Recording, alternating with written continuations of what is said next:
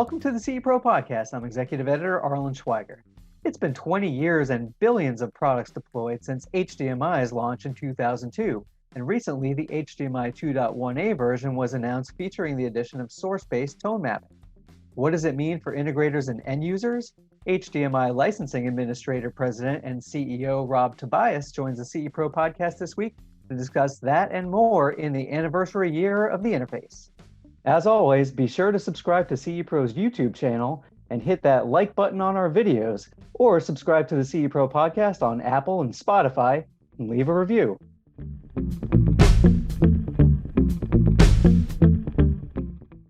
Rob Tobias, President and CEO of HDMI Licensing Administrator, thank you very much for joining the CE Pro Podcast again. Well, thanks for having me come back. I always enjoy having these conversations. Well, HDMI is always and has been a hot topic on CE Pro. And Rob, speaking of that, it's been a hot topic for 2 decades now. 2022 is a big year for HDMI technologies. We mark 20 years of HDMI connectivity. According to your group's recent pre-CES briefing that I was on, there have been 11 billion, with a B, HDMI devices that have been expected to ship since the launch in 2002. So I just wanted your take on, what does that say about the impact that this interface has had over the years? Well, it's been an exciting 20 years to say the least. I've spoken to some of the people that were involved in the original spec back in 2002, and they had no idea this would be such an impactful interface across the consumer electronics and PC and mobile industries. But fantastic, as you mentioned, 11 billion devices. That's a huge amount of devices. There's over 1,900 companies around the world that are building, designing, manufacturing products, systems, chips, and whatnot to make this such a successful interface. And the great thing about it is it continues to evolve. It's always been in lockstep with the industry as it's moved from the original high definition era to the 8K ultra high definition era we are in today. Yeah, it's pretty amazing that that we're already on 8K, and who knows, soon we'll see where that goes. But definitely, even beyond the consumer electronics world, the HDMI market and applications for it has really expanded in recent years. What are some of the ways and industries that you're seeing HDMI being applied to? Well, because of its capabilities, it has been adopted across multiple industries beyond just the traditional consumer electronics industry. A lot of that has to do with it's been integrated into all sorts of semiconductor devices. And so that makes it a easy and low cost digital audio video interface. And we're seeing it deployed into things like automotive. We're seeing healthcare, military, aerospace, industrial. So it's very exciting. We're seeing some interesting uses. Recently, the Apple MacBook Pro reintroduced HDMI. We all hate dongles, and I think Apple finally got the message that their users just wanted the interface directly on there. The new Jeep Grand Wagoneer has multiple HDMI interfaces, so the kids, the family can bring their entertainment devices, gaming system, plug them in, and keep busy on the road trip. And I would imagine we're just going to expect more and more of that in 2022 and beyond to go even further. So in terms of 2022, as usual, the year starts off with the CES, the big consumer trade show that just took place in Las Vegas. I'm sure, Rob, that you were on top of what was being introduced there in terms of some of the devices or innovations and products that stood out to you from the show. What are some things that you could point to? Well, this is always an exciting time of year. Manufacturers and brands are introducing their latest innovations and products, and CES is always the main showcase for that, as you point out there.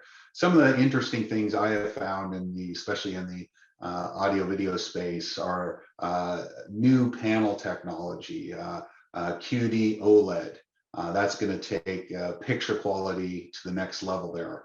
OLEDs were already at the pinnacle, and this just raises the bar even further. We're also seeing refresh rates in both TVs and monitors. Last year, we saw the gaming TVs go to 4K at 120. Now we're seeing them jump to 144 and 240 hertz refresh rates. So really aiming to do very smooth motion.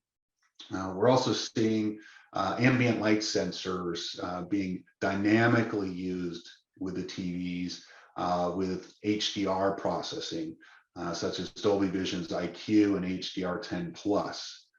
So that's another exciting innovation to bring into the home theater.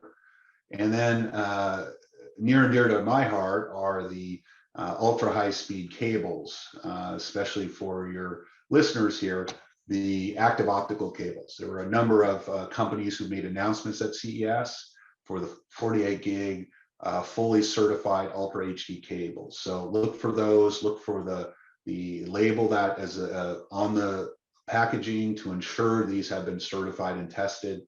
So you're going to get a high quality AOC cable. Great, and we're going to go into some of that packaging and the certification a little bit later. But getting back to some of the displays and HDR in particular, high dynamic range, we wanted to get into a new feature that will be impacting that quite a bit. It sounded like during that pre-CES briefing, the HDMI version 2.1a spec was previewed, and the key feature being added was something called source-based tone mapping, SBTM for short.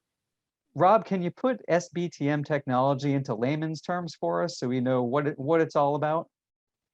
Sure, and yeah, the exciting SBTM acronym there. But it is a very interesting feature for HDR, and it enhances it even further.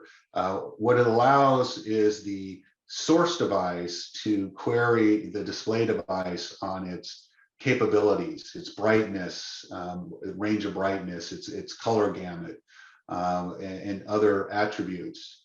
And then it allows the source to combine multiple HDR components and apply its algorithms to that, and then send it over to the display device, who would then have a single combined video signal that it can then display and have a much better HDR experience. Okay, so basically optimizing the HDR. When it comes to that, then what are some of those applications where we'll see SBTM be, really useful and applicable, for consumers and for our audience integrators to really keep under consideration? And that's where it's probably easier to understand is the use cases. So there's two primary use cases. One is when a set-top box has an application where it's combining multiple video sources. It might be some thumbnails that are menu guide, that some of the content might be SDR, some might be HDR, and it can use that knowledge to create a single video image that's optimized for the display's capability. In addition, it's great for PC world, gaming world, where you might have multiple windows. You have one of the windows, the main window is going to be an HDR game, but you also might be having a webcam video window, and you might also have a window up there with text. And so it allows the PC and graphics card to optimize the HDR from all those sources into a single video feed that is sent over to the display. That sounds great. And of course, the interface itself has done a lot of features that really kind of look to up the ante on the experience for the gamers out there. And it sounds like this is right up the alley and following suit. In terms of the HDMI 2.1a, are there other enhancements that are going to be incorporated into that that we should know about? There's another feature that was part of HDMI 2.1 called quick media switching.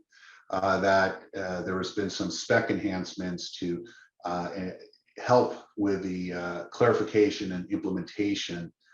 So we should be seeing that rolled out here in the near future as well. And what quick media switching allows is when you switch between different video sources. So maybe you're switching between a 720p 60 frames per second video to maybe a movie that's 1080p 24 frames per second. So you're switching between resolution and frame rate. This allows you to do that quickly without seeing black screens or any hiccup or frozen video. So once again, improving the user experience. Yeah, that sounds great as well. Rob, let's talk a bit more about HDMI 2.1 in general, and some miscommunication that may be out there about the specs feature marketing. Obviously, there's a lot going on with 2.1, a whole litany of features. But for starters, when a manufacturer markets their product as HDMI 2.1 product, what exactly does that encompass? So let's try to clear up some confusion out there. Yes, we try to make it clear to manufacturers and to consumers. So there's the HDMI forum who writes these specifications. They deprecated the 2.0 spec, so everything's now HDMI 2.1. And they do that because they want to maintain one specification. They also continually improve on the CTS and add new requirements that devices are needed to pass the CTS. And so any new product that is released will need to be compliant with the latest specification. And so now that is the HDMI 2.1 specification. So if somebody is designing a new 4K 60 product, which was originally specified in HDMI 2.0, they would need to be fully compliant with the 2.1 spec. Now, where people may get confused if they think, well, HDMI 2.1 introduced 4K 120 and 8K, so how can 4K 60 be part of that spec? Well, it's always been that way. As the HDMI interface has moved from 480p, 720p, 1080i to 1080p to 4K 60 to 4K 120, devices have always been able to support all the different resolutions. And so that's where some confusion may arise. Now, it is required if manufacturers list the HDMI and mention the version number, they are required to list which features they support. So if it does support 4K 120, they're supposed to list that. If it supports VRR, they're supposed to list that. If it supports ER, they're supposed to list that, so that integrators, consumers can easily discern what the device supports. Yeah, and we were chatting a little bit about this, and kind of something that I think might be a little eyebrow raising for some people. But in terms of the 2.1 spec, features, are they mandatory or are they optional? And then which ones, which HDMI 2.1 features can a device be certified for? Well, the HDMI specs have always been developed by the leading CE and PC manufacturers and their suppliers, chip and other suppliers. And so they work on to stay in lockstep with what the industry needs as we move to more advanced capabilities, higher resolutions, faster refresh rates. And so they always desire to have the ability to customize each product. So if you take a TV manufacturer, for example, they have a large set of models that can span anywhere from low resolution, maybe a 720p TV, up to an 8K 120 hertz TV, and everywhere in between. And for that low end 720p TV, there is no need to have a 48 gig interface. It can't handle that bandwidth. The panel doesn't support resolution. The TV processing chip in there doesn't handle that. So it'll only ask for a 720p signal. And so the features are optional to give the manufacturers the flexibility to deploy the different features across their models and family members so that they can put the optimal feature set in each of these displays. Now, given that, once they choose which feature set to implement and integrate, they are required to pass the compliance test specification so they can be certified for those feature sets. All right, so obviously there are some, plenty of legacy products out there and older spec HDMI products like 2.0, 1.4b. For consumers and integrators out there looking to have the right products, the right devices, and those that are properly certified and compliant, how do they know where to find this information and what features are supported? Well, manufacturers typically will put that information on their technical documentation, their marketing literature. Usually can find it on their websites. Some are even putting in their press releases. A number of products introduced at CES with they boasted this supports HDMI 2.1 with 4K at 120 hertz support, ALLM, VRR, eARC. So there's multiple places to find that information.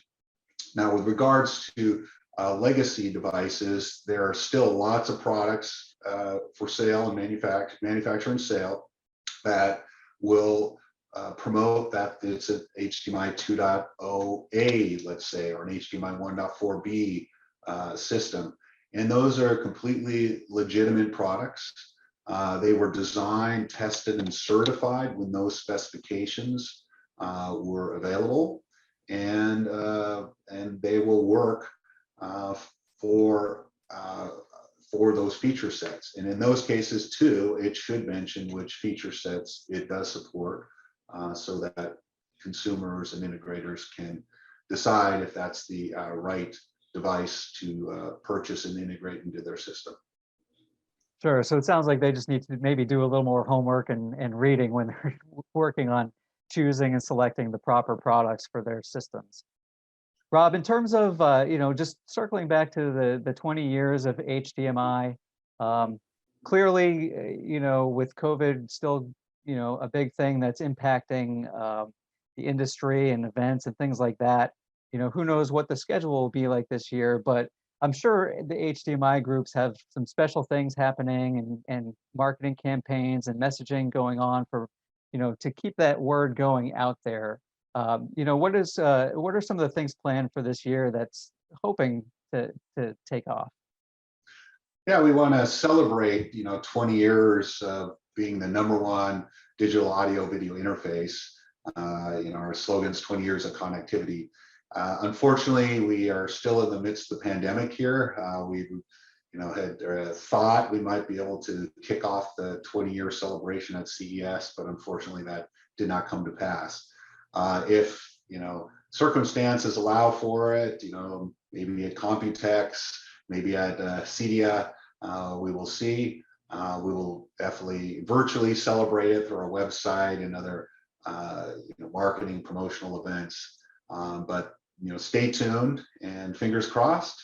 But we will be celebrating this year, 20 years. Sure. I know last year there were some things centered specifically around the gaming market too. So hopefully we'll have some big events like that. Certainly gaming, esports are going to continue to grow into 2022, and home entertainment is just still going like gangbusters out there. So clearly the HDMI 2.1, it will continue to make a major impact. And so with that, we expect to have Rob probably on the podcast again this year at some point. We'll get another update, hopefully. But in the meantime, Rob Tobias, HDMI, thank you so much for joining us today. Well, thank you, and it's always a pleasure.